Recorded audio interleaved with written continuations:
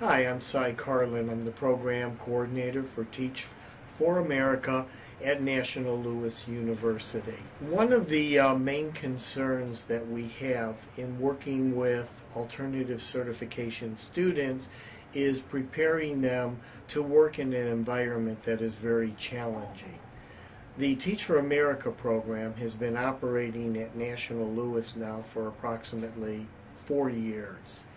And one of the requirements that our students must complete is a service learning project.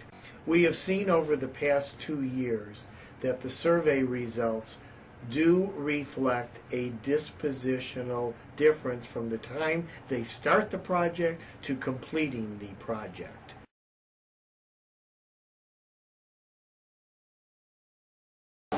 I think my biggest concerns were with the logistics of everything, coming up with the timing and making sure that if we were going to bring in a publishing company, to make sure that it actually ran smoothly and that our partnership was a positive one, and making our deadlines and keeping up with myself and the kids to make sure that we were continuing to write even when the tutors weren't in our room. And then the actual day of taking it to the school, making sure that everything was in order so that all the kids could go and that the fifth graders would see the true benefit in literacy. I was very nervous about all of that. The kids probably were. But it turned out to be an amazing experience. We had several green businesses come out at a green fair, and so at that green fair, all the juniors in the entire school were invited out into the parking lot at El Raby, where we had several green businesses talking about the type of work that they do. And we also had our biodiesel fuel on display and burning in the biodiesel van. And I work at Northtown Academy, and my students created kites for a kite project. They were given a rubric for this project, and what happened was we decided, hey, it would be really useless to have all of these kites sitting in my office after they turned them in. So we came up with the idea as a class, we came up with the idea that we could donate these kites to a girls and boys club, and while we're at it, why not actually help these kids learn how to fly kites, show them that these were all homemade kites, that they can make these kites at home as well, integrating some geometry into it. And so we went to the McCormick Boys and Girls Club on Sheridan Road, and we flew kites with some kids, and my students really enjoyed it. I really enjoyed it. It was a good project overall, and I would say this was a really great experience for me, because it was the first time that I really felt like a teacher, to see that my students respected me enough to produce really good projects. And so that was that.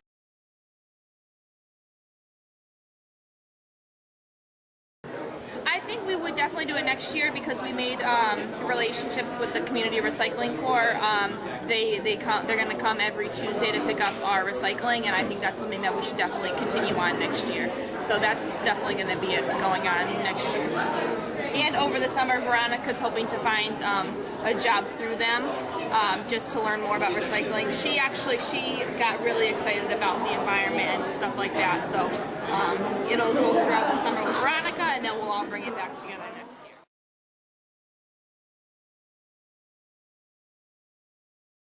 One of the students came to me while we were there actually and said, Miss Holmes, you know, this really is not okay. This really bothers me.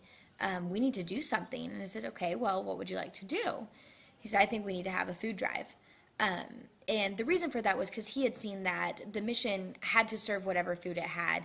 And some of that food included expired food or bread that had a little bit of mold on it, that sort of thing. And it just really, really upset him that the people that the mission was serving were not getting the absolute highest quality things. He said that it bothered him that they were eating kind of what he would consider not very good food, because that's all they had. So that's what made him want to do a food drive.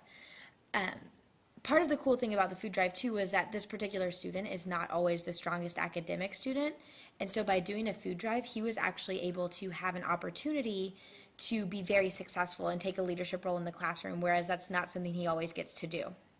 So seeing him take ownership of that project and help make the food drive happen was a really, really neat experience for me as a teacher.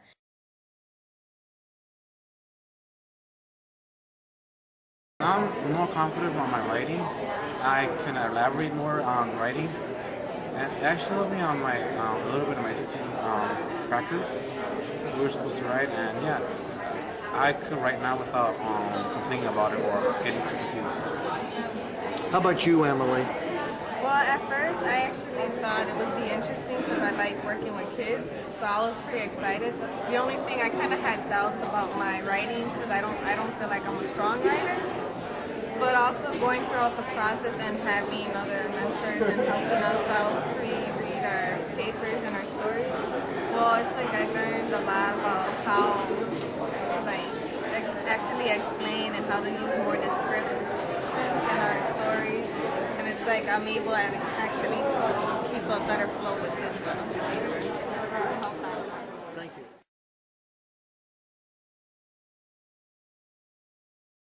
I had each of my students write a short reflection on their projects, so 3 of them are displayed here. Cool. They're pretty straightforward. I really wanted the kids to focus their reflections around how they now saw the world a little bit differently, so I wanted them to talk about how they view businesses differently, or fuel use differently, carbon emissions differently.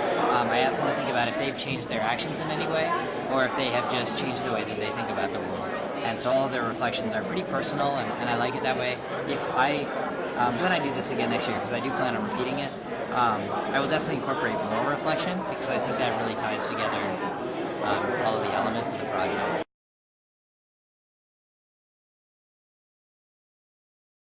We use proportions to make estimates about greater populations. So we first, the whole purpose of this was to get other students more aware of the issue of recycling and trash. So the way they got everybody interested was all our kids are always drinking pop all day long, but they always just throw the cans away. So what they did was they used proportions to estimate how much our entire school, throws away for cans every day, and then they used that again to say, per week and then per year, how much do we waste and how much can we really recycle. So that was how we tied into a unit on proportions.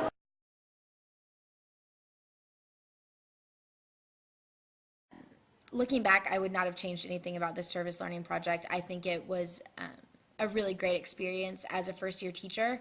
It's probably something that I would not have tried had I not been required to, but I could not imagine this year teaching without having done this project. It gave me such a different view of my students and a different view of what teaching can be. I realized that there are a lot of things that I can teach my students as a teacher that are not just academic things. So being able to participate in teaching them about helping others and serving others and really taking some of the things they learn in school and applying them to life outside of school was a really neat experience.